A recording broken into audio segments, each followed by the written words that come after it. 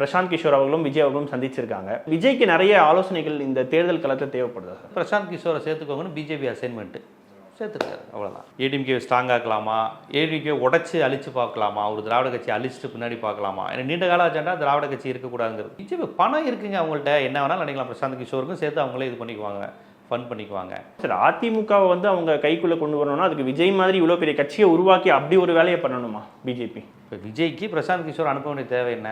ஆதவர்ஜுனா உண்மையிலேயே அம்பேத்கரைட் காந்தியவாதி, அவர் அடித்தட்டு மக்களை அதிகாரத்துக்கு கொண்டு வர வேண்டும் என்று ஆசைப்பட்டுவதாக இருந்தால் லைலா மணி தான் முதலமைச்சர் வேட்பாளர். விஜய் அவர்கள் பொறுத்த வரைக்கும் ஒரு இன்ஸ்டன்ட் வெற்றியை பெறணும் அப்படின்னு ஒரு மைண்ட் செட்டோட இந்த காய்கள் நகர்த்துறாரு சார். அவருக்கு ஒன்றுமே கிடையாதுங்க. அவர் பாடகிட்ட அவர் தெரிஞ்சது நல்லா டான்ஸ் ஆடுவார். தடுக்கிறவனை இன்னும் பேசாமல் அடி வாங்குறவனையும் திமுகங்கிறது ஒரு ஒடுக்கப்படுற கட்சி, அடி வாங்குற கட்சி.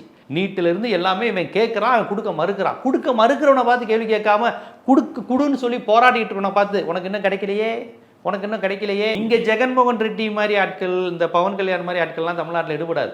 சாட்டை மோடிட்டு இருக்கு.